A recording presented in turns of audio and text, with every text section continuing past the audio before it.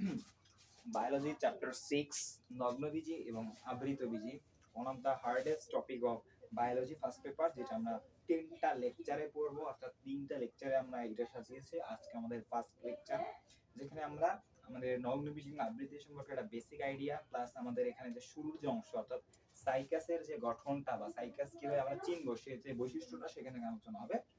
So প্রথমে আমাদের যে টপিকটা সেটা হলো আমাদের বীজ উৎপাদনকারী যে উদ্ভিদগুলো আছে অর্থাৎ যেসব উদ্ভিদ আমাদের বীজ উৎপাদন করতে পারে সেসব উদ্ভিদকে আমরা দুই ভাগে ভাগ করি। একটা হলো আমাদের নগ্নবীজি উদ্ভিদ এবং আরেকটা হলো আমাদের আবৃতবীজি উদ্ভিদ। নগ্নবীজি উদ্ভিদ, আবৃতবীজি উদ্ভিদ। নগ্নবীজি উদ্ভিদ কারা? যে সকল উদ্ভিদের বীজ সাধারণত নগ্ন অবস্থায় থাকে বা তারা নেক্ট অবস্থায় থাকে, বীজটা কোনো ফলে থাকে না। যেমন হতে পারে, যেমন আছে সাইকাস আছে। আবৃতবীজি উদ্ভিদ কারা? যেসব বীজগুলা আবৃত অবস্থায় থাকে অর্থাৎ ফলের মাধ্যমে তাদের বীজটা আবৃত অবস্থায় থাকে তাদের বলা হয় আবৃতবীজি উদ্ভিদ।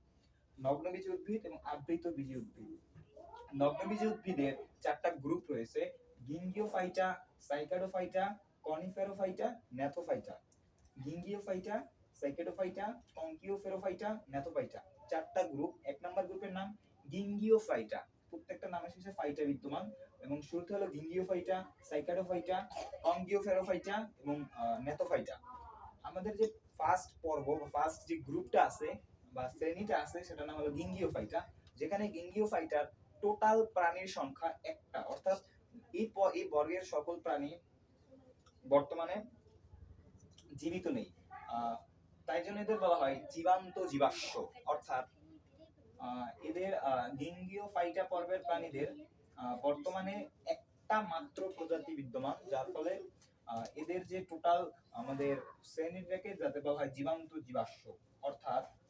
অর্থাৎ এদের তাদের যে অস্তিত্ব সেটাকে আমাদের জীবাশ্মের সাথে তুলনা করা হয়েছে। জীবাশ্ম বলতে বোঝানো হয়েছে প্রাচীনকালের কোনো একটা জিনিস যা আমাদের হাজার বছর ধরে মাটির নিচে বিদ্যমান থাকে তাদেরকে বলা হয় জীবাশ্ম। অর্থাৎ টোটাল প্রাণীর সংখ্যা কিন্তু একটা, অর্থাৎ একটা প্রজাতির প্রাণী আমাদের এই যে গিঙ্গিওফাইটা এই পর্বে বিদ্যমান আছে। তারপর আমাদের হলো সাইকাডোফাইটা। সাইকাডোফাইটার 100টা প্রজাতি, 100টা প্রজাতি বর্তমানে পৃথিবীতে অবস্থানরত আছে, মাত্র 100টা প্রজাতি। এই যে গিঙ্গিওফাইটা অর্থাৎ প্রথম শ্রেণীটা, প্রথম ফার্স্ট ক্লাস এন্ড সাইকাডোফাইটা দুইজনারই কিন্তু একটা কমন বৈশিষ্ট্য আছে, তাদের দুইজনারই কিন্তু ফ্লাজেলা থাকে। এবং এইখানে এই যে বাকি যে দুইটা আছে অর্থাৎ কনকিওফেরোফাইটা এবং ন্যাথোফাইটা, এই দুইটাতে কিন্তু ফ্লাজেলা উপস্থিত নেই। অর্থাৎ আমাদের যে এই যে গিঙ্গিওফাইটা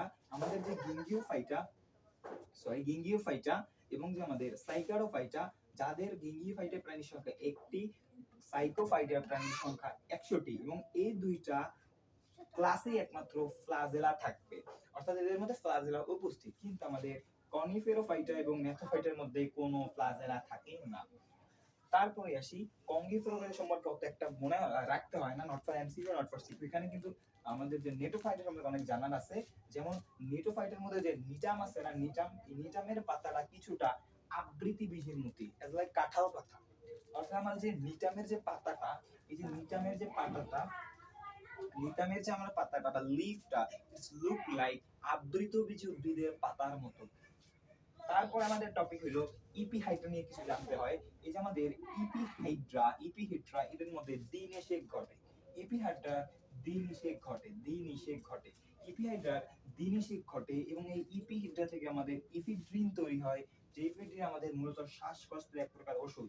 অর্থাৎ ইপিহিড্রা যেটা দিয়ে দ্বিনিষেক হয়, ইপিহিড্রাতে আমাদের দ্বিনিষেক ঘটে এবং এই ইপিহিড্রা থেকে ইপিড্রিন তৈরি হয়, ইফিড্রিন হলো শ্বাসকষ্টের এক প্রকার ওষুধ।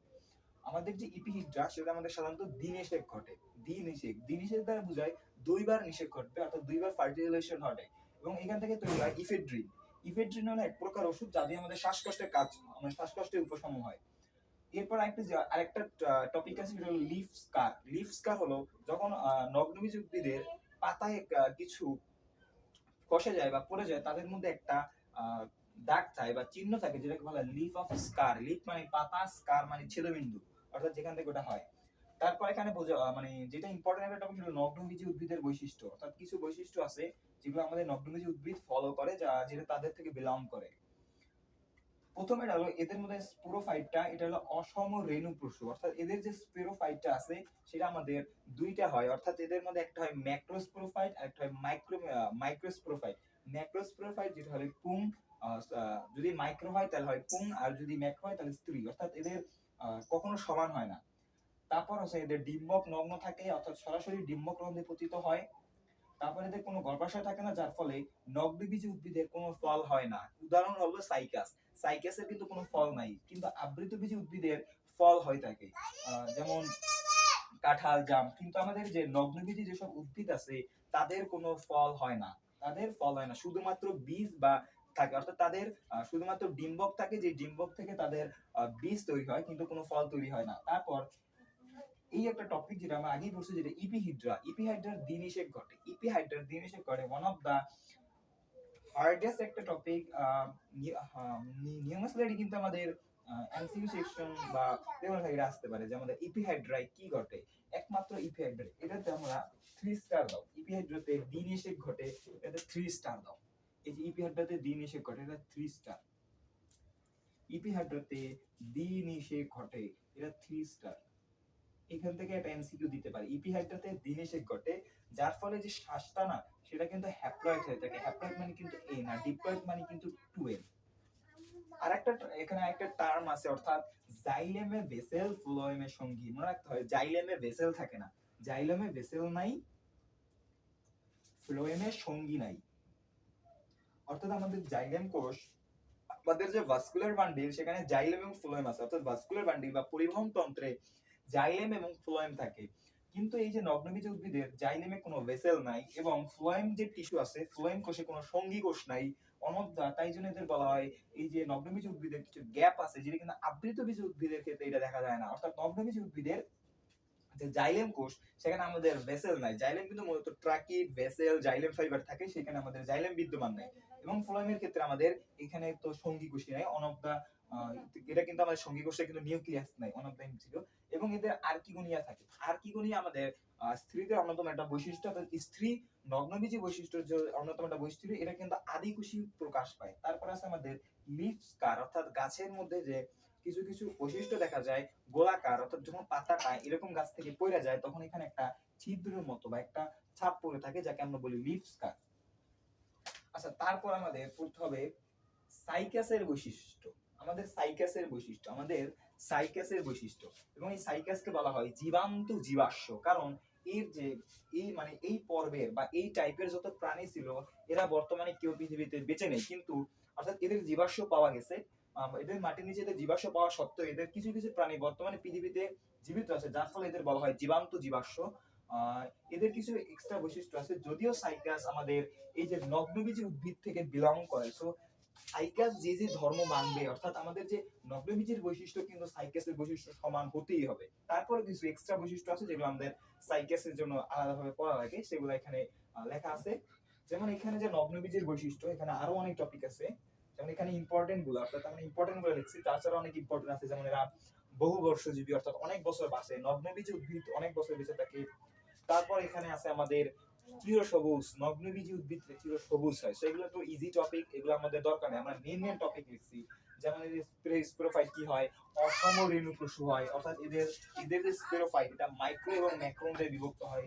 এদের ডিম্বক নগ্ন থাকে এবং এরা সরাসরি ডিম্বক রন্ধ্রে পতিত হয়। এদের কিন্তু আমাদের এদের যে ইপিহিড্রাতে দ্বিনিষেক ঘটে, অর্থাৎ দ্বিনিষেক ঘটে, এবং এদের যে শ্বাসটা সেটা আমাদের হ্যাপ্লয়েড হয়ে থাকে। আরেকটা টপিক আমরা পড়ছিলাম যে জাইলেমে ভেসেল নাই, ফ্লোয়েমে সঙ্গী কোষ নাই। আর কি পড়ছিলাম, আর্কিগোনিয়া, এদের স্ত্রী যে স্পোরোফাইট সেটা তাদের আর্কিগোনিয়া, যেটা আদি কোষের বৈশিষ্ট্য। এবং আরেকটা আছে যেটা লিফ অফ স্কার বা কান্ডেরি। এখন আমরা পড়বো যে সাইকাসের কিছু এক্সট্রা আলাদা বৈশিষ্ট্য আছে, যেটা আমাদের সাইকাসকে চিহ্নিত করতে আমাদের সহায়তা করবে।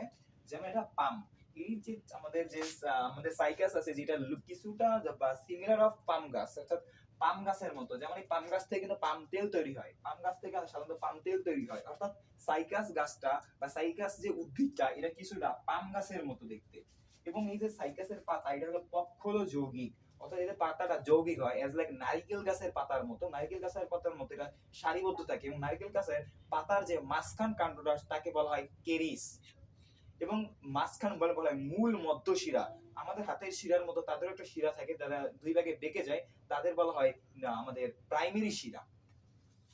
তারপর হলো এদের যে মূল মূল বা এদের যে মূল বা গোড়ার অংশটা, এটা হয় কোরালয়েড। আচ্ছা, কোরালয়েড কেন হয়? যেমন এদের প্রাথমিক অবস্থায় কিন্তু এদের মূল থাকে, প্রাথমিক অবস্থায় কিন্তু এদের মূল আমাদের থাকে। এখানে প্রাথমিক যে অবস্থা সেখানে এদের মূল থাকে, কিন্তু ইহা স্বল্পস্থায়ী হয় এদের মধ্যে। এটা কিন্তু পরবর্তীতে নষ্ট হয়ে যায়। এটা মূলটা নষ্ট হইয়া এটা অস্থানিক মূল তৈরি হয়, যেমন এটা যখন আবার ভূমির নিচে চলে যায়, অর্থাৎ মাটির নিচে যাওয়ার পর এটা ড্যাগ্র শাখা বের করে। ওই মূলটা ড্যাগ্র শাখা বের করে, তারপর এখানে কিছু সায়ানোব্যাকটেরিয়া ওই মূলের উপরে কিছু সায়ানোব্যাকটেরিয়া অ্যাটাক করে, যেমন নস্টক এবং অ্যানাবেনা। সায়ানোব্যাকটেরিয়া অর্থাৎ ব্যাকটেরিয়া না, সায়ানোব্যাকটেরিয়া অন্যতম একটা বৈশিষ্ট্য হচ্ছে নস্টক এবং আমাদের অ্যানাবেনা, যারা আমাদের সায়ানোব্যাকটেরিয়ার প্রতিনিধিত্ব করে। এরা যখন যুক্ত হয় তখন এটা কিছুটা প্রবাল বা কোরালের মতো দেখায়, সামুদ্রিক প্রবাল বা সামুদ্রিক কোরালের মতো দেখায় এদের মূলটাকে, যেজন্য এদের মূলটাকে বলা হয় কোরালওয়েট মূল। এবং এদের যে শুক্রাণু, এটা উদ্ভিদ জগতের মধ্যে সর্ববৃহৎ। অর্থাৎ যত উদ্ভিদ জগৎ আছে আমাদের প্রাত্যহিক জীবনে আমরা যে সকল উদ্ভিদ দেখি তাদের মধ্যে সর্বাপেক্ষা সব থেকে বড় শুক্রাণু আমাদের এটা বিলং করে কাদের থেকে? আমাদের সাইকাসের।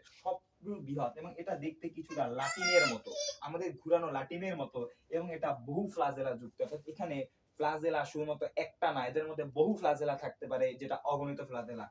এবং এদের যখন জনন করা হয় তখন এখানে বলে পুং, এখানে থাকে পুং স্ট্রোবিলাস, এখানে থাকে পুংয়ের ক্ষেত্রে এখানে থাকে পুং স্ট্রোবিলাস। এখানে একটা চিত্র আছে, এই যে পুং স্ট্রোবিলাসের কিছুটা মোচাকৃত উপরে উঠে থাকে, যেটাকে বলা হয় অ্যাপোফাইসিস, এবং এখানে গোল গোল থাকে, যেটাকে বলা হয় সোরাস। এবং এই সোরাস হয় এবং এরকম চার, অর্থাৎ এখানে দুইটা বা পাঁচটা, এটা সংখ্যাটা এটা দুইটা থেকে পাঁচটা, হ্যাঁ, দুইটা থেকে পাঁচটা স্পরঞ্জিয়া থেকে তৈরি হয় এই সোরাস। অর্থাৎ এই এতটুকু টপিক বলে it's enough for HSC admission. Recap যদি করি, যেমন বীজ উৎপাদনকারী উদ্ভিদ কারা? যাদের মধ্যে বীজ আছে তাদের আমরা বলি বীজ উৎপাদনকারী উদ্ভিদ। এই বীজ উৎপাদনকারী উদ্ভিদকে আমরা কয় ভাগে বিভক্ত করছি? দুই ভাগে, নগ্নবীজী এবং আবৃতবীজী। নগ্নবীজী কারা? যাদের বীজ নগ্ন অবস্থায় থাকে, দ্যাটস কল্ড নগ্নবীজী উদ্ভিদ।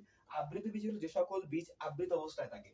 নগ্নবীজী উদ্ভিদের আমরা চারটা ক্লাসে ভাগ করতে পারি: গিঙ্গিওফাইটা, সাইকাটোফাইটা, কর্নিকিফেরোফাইটা, নেটোফাইটা। এবং গিঙ্গিওফাইটার একটা মাত্র প্রাণী বর্তমানে পৃথিবীতে অ্যালাইভ আছে, যার জন্য আমি একে বলতেছি জীবন্ত জীবাশ্ম বা লিভিং ফসিল। এবং আমাদের সাইকাটোফাইটার অনলি 100 প্রজাতি বিদ্যমান, এবং এই দুইটার মধ্যে একটা কমন বৈশিষ্ট্য, এদের মধ্যে ফ্লাজেলা যুক্ত থাকে। এবং আমাদের 3 এবং 4 কঙ্কিওফেরোফাইটা এবং নেটোফাইটার মধ্যে আবার এই দুইজনের মধ্যে বৈশিষ্ট্য হলো এদের কোনো ফ্লাজেলা থাকে না, ফ্লাজেলা। এবং যখন নেটোফাইটা পড়া হয়, যখন নেটোফাইটার মধ্যে অন্যতম বৈশিষ্ট্য এই যে নিটাম, নেটোফাইটার অন্যতম একটা বৈশিষ্ট্য হলো নিটাম, এবং এই নিটামের পাতাটা কিছুটা আবৃতবীজী উদ্ভিদের মতো। নিটামের পাতাটা সম্ভবত কাঁঠাল গাছের পাতার মতো হয়ে থাকে। এরপর আমাদের এখানে অন্যতম একটা টপিক ইপিহিড্রাতে সাধারণত দ্বিনিষেক ঘটে। আমাদের দ্বিনিষেক ঘটে।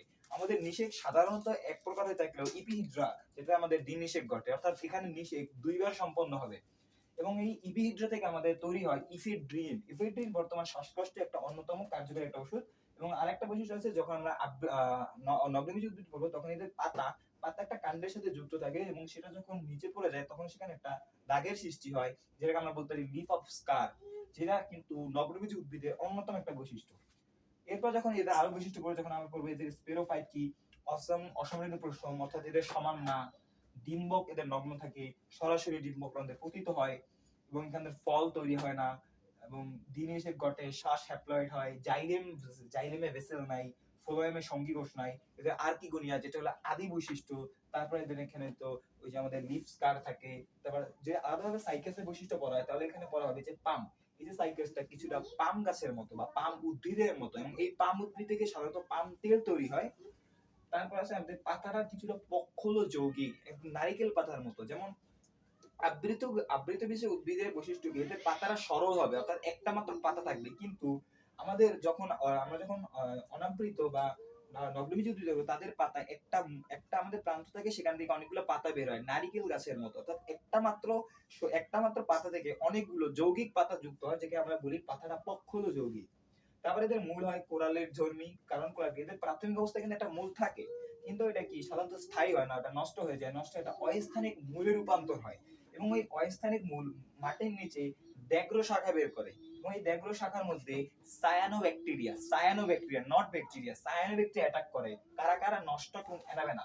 এরা পুরা কিছুটা সামুদ্রিক প্রবাল এবং কোরালের মতো একটা শেপ দেয়, যার জন্য আমরা এটাকে বলা হয় কোরালয়েড শেপ। তারপরে এই যে আমাদের মানে আমাদের কি নগ্নবীজী উদ্ভিদের যে শুক্রাণু, সেটা উদ্ভিদ জগতের মধ্যে সর্ববৃহৎ শুক্রাণু এবং এর সাইজ কিছুটা লাটিমের মতো এবং এর মধ্যে অনেক বড় বৈশিষ্ট্য, এর মধ্যে বহু ফ্লাজেলা থাকবে, একটা ফ্লাজেলা কখনোই থাকবে না, এখানে ন্যূনতম বহু ফ্লাজেলা থাকতে হবে। তারপর এদের যখন আমরা বলছিলাম দেখেন পুংস্টবিলাস থাকে, পুংস্টবিলাসের গঠন কিছুটা এইরকম, লম্বাটে, মাঝখা উপরের দিকে কিছুটা মৌচাকৃতি হয়, যেটাকে আমরা বলি অ্যাপোফাইসিস এবং এখানে কিছু গোল গোল অংশ থাকে যেখানে বলা হয় সোরাস। এই সোরাস তৈরি হয় 4-5টা স্পোরঞ্জিরা দিয়ে, অর্থাৎ 4-5টা স্পোরঞ্জিরার সাহায্যে এই সোরাস গঠিত। এবং স্থিরিত অন্যতম বৈশিষ্ট্য হলো এদের মধ্যে আর্কিগোনিয়াম থাকবে। আর্কিগোনিয়াম সাধারণত আমাদের আদিকোষীয় বৈশিষ্ট্য, যেখানে প্রথমে ফ্লাক্স তৈরি হয়। সো এই পর্যন্তই। lecture 1 is completely defined. lecture 2 তে স্বাগতম।